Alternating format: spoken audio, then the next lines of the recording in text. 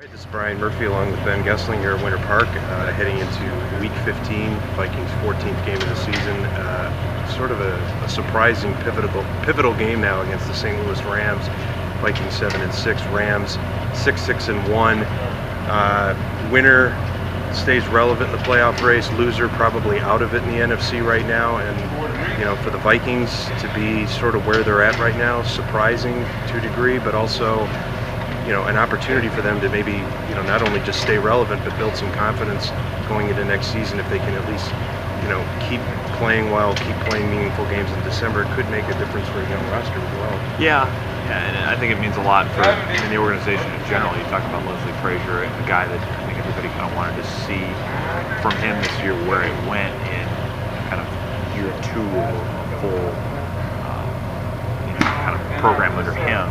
For him to get to 7, 8 wins, he's obviously at 7 now, but the chance to get to 8 or 9 or maybe even 10 obviously would be a big vote of confidence for what he's doing and for what Rich Billings is doing in the front office. So I think on a lot of levels this means something to the team, just in the sense of maybe you don't make the playoffs. They obviously have to climb over 3 or 4 teams to get in, but it's easier to say we are definitely on the right track. We're definitely making progress when you get into that 8, 9 win territory coming from 3 wins. If you're at 7, you can probably still call that progress, but if you get to the point where you can say we didn't have a losing season, then I think it's pretty hard to look at that and say we're not headed in the right direction. Of course, one of the biggest storylines the Vikings have had this year is the continued dominance and improvement and recovery and just sheer will of Adrian Peterson right now, who's at 1,600 yards. He's 400 shy of 2,000. He needs to average about 133 or so over his last 3 games to eclipse that. They've made no bones about it. They are going to hand him the ball. It is basically Adrian Peterson's offense to carry. If they're going to get into the playoffs, it's going to be on his back.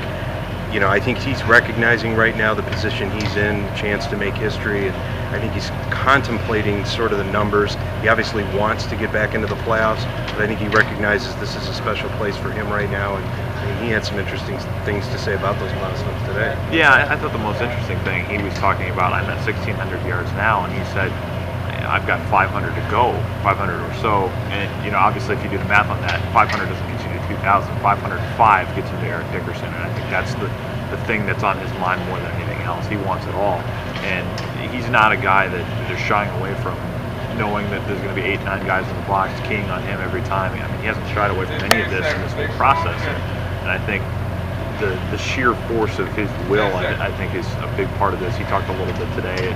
Obviously, it was something that was on his mind. He kind of brought it up out of the blue, but he talked about some of the workouts he did, some of the track workouts he did during the offseason, and I'll write about this a little bit more in the Pioneer Press tomorrow. But the sheer volume of the work he was doing after an ACL injury was pretty impressive, and you kind of see a picture there of what was in his mind, almost like this was something he was building towards all along. And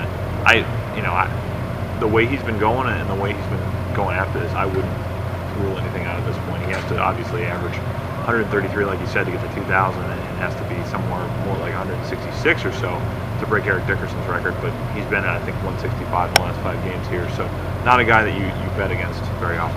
Seems like a tight race between him and Denver quarterback Peyton Manning for Comeback Player of the Year. If he does eclipse 2,000 and the Vikings do make the playoffs, you got to figure he's going to be at least in the conversation for MVP, even though it is a quarterback league. Probably go down to Manning or Brady, but it looks like Peterson's putting himself in a position where a lot of people are taking notice. And essentially the Vikings have said, look, we don't have a passing attack at all right now.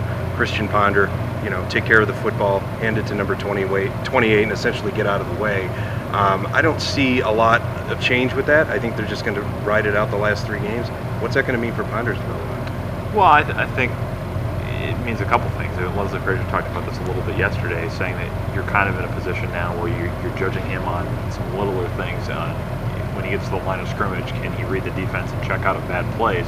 Can he keep drives going like he did on Sunday? Those aren't large-scale things you look for in the second year of a quarterback who was drafted 12th overall. Those are smaller game manager type things, but that's what he is right now. And I don't know if they're in a situation where they've said we've seen everything we need to see, or if they're saying we need to get better receivers before we can make a full evaluation on this guy, or if they're just saying we're 7-6, our best chance to win right now is with Adrian Peterson. But it's certainly not an ideal situation to judge Christian Ponder and his progress if he can be a franchise quarterback or not. But in a lot of ways, that's where they're at right now. and they're going up against a team that's similarly built in a way, a dominant running game, a developing quarterback. Sam Bradford obviously has made a little bit more progress. He's got a year more under his belt than Ponder as well. So the Vikings are going to try to do something they've only been able to do once this year, and that's win a game on the road. They won week 3 in Detroit, but it's been tough sledding since then. A lot of factors, turnovers, falling behind. Essentially, this is a game where they're going to have to probably get in front because it's going to be loud. They face a tough pass rush for them to have any chance. And then, of course, they have Houston. So first things first, how are they going to be able to win on the road in St. Louis? Well, I think you just said it. I mean, this is a team that really is only built to win one way, especially right now when you don't have Percy Harvin on your offense or on your special teams. They are built to get ahead, milk the clock, run Adrian Peterson, and let their pass rushers loose.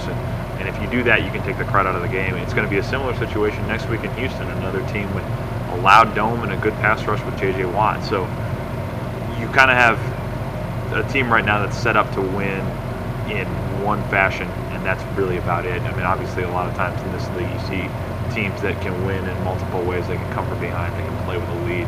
The Vikings really aren't built to do that right now. So if they get ahead, if they can beat Adrian Peterson and they can go from there, I think they have a shot. But that's really the recipe for them right now. So a lot at stake Sunday at the Edward Jones Dome in St. Louis.